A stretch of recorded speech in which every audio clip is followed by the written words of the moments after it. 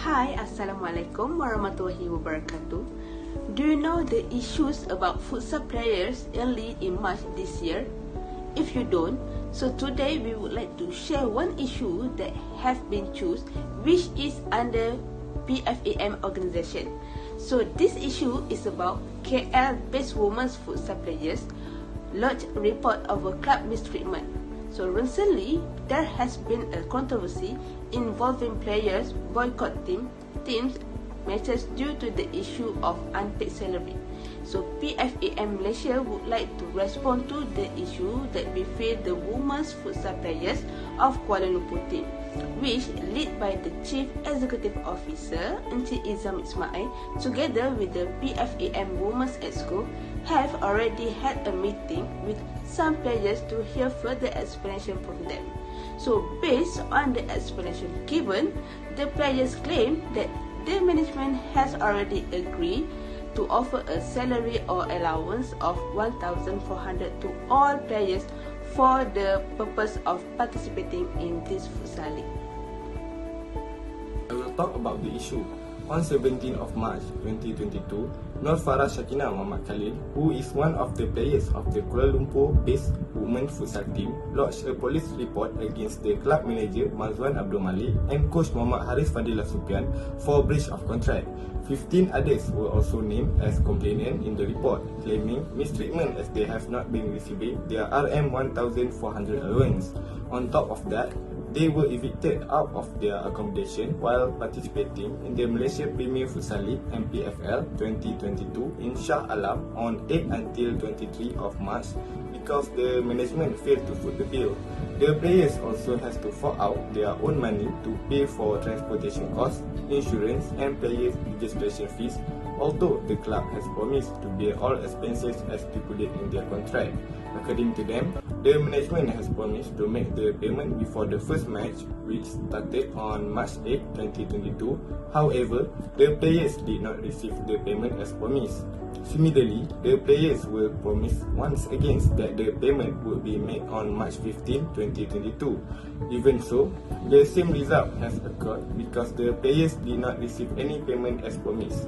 More sadly, the players were not given a contract stating a salary of RM 1,400 but only given an offer letter stating that the monthly allowance are RM 100 only, which was very different from what was promised. The players also claimed that the reason the Kuala Lumpur squad was infected with COVID-19 was just a ploy by the management to protect the true story of the players absent in the match involving the Kuala Lumpur team and the Melaka United team. After the police report, the players have been unable to reach out to Mazwan and Haris ever since. Now I will present the solution. PFA Malaysia would like to respond to the issues that befell the women's player futsal of the Kuala Lumpur team. Recently, there has been a controversy involving players boycotting team matches due to the issues of unpaid salaries. PFA Malaysia have already met with some players to hear further explanation from them. Based on the complaint made by the players, PFAM feels that there is an element of persecution that should be given serious attention by the management of Kuala Lumpur and also the organisers of the futsal league.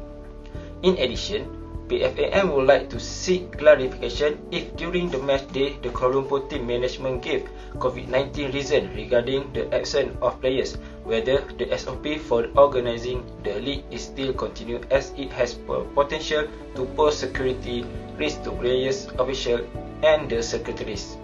PFM also wishes to call for a special investigation to be conducted to identify the cause of the matter, and PFM also urged the Kuala Lumpur Futsal Management representative to come forward to provide clarification on this matter. It is sad to see women futsal players in Malaysia being treated like this, even though they are still amateurs. PFM is strongly opposed to highly and unprofessional governance and ultimately it affects the welfare of female players. PFAM also called for a clearer and more concrete legal framework to be strengthened to enable any match involving women players to guarantee protection of the right and welfare of the players. PFAM once again urged the FAM and the Kuala Lumpur management immediately come forward to provide clarification on this issue. Okay guys, so this issue happened due to miscommunication between both parties, which is KF Futsal player and also their management team. In the early phase between KF Futsal player and their management team, they already discussed about the detail, what will the players get during the whole event, such as accommodation and payment. However, all of the discussion are made with verbal communication. Since this is a very serious discussion, they should have both verbal and also written communication. Management team must come out with a proper, well-written contract that state what they have been discussed about, and the players must aware of the importance of the contract for their right. This become an issue because of all of the discussion are made with verbal communication, so that the contract or the discussion are invalid. So the second phase is between players and mass media. On the day of the event, there are some issues between players, event organizer, and also the management team. Players expose management team mistreatment towards them during the whole event. All of the things that they discuss and agree are not provided by the management team, so that the players voice up to gain attention from mass media. This is the last choice for them because they already contact management team, but they didn't receive any response from the management team. Mass media help them to gain attention from public and also PFAM.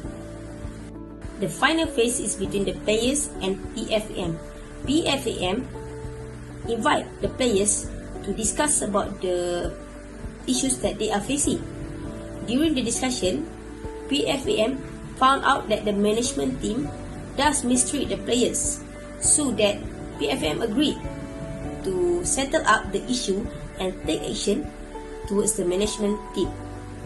For the conclusion, since women futsal is not so popular in our country, people didn't take care about it, so people don't really know what happened towards them. That's why KF futsal player take action to gain attention from mass media in order to fight for their right. Thank you. So finally, the crisis that happened with the Kuala Lumpur Human Futsal squad can be used as a lesson for young future players because they were fooled by high pay without any black and white evidence. Furthermore, the lack of communication is the main factor of the human futsal team being mistreated by the clubs, coach and manager.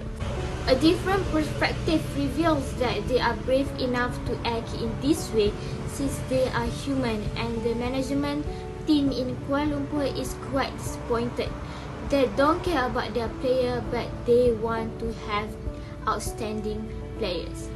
PFAM must be very aggressive in order for this issue to be settled correctly and fairly.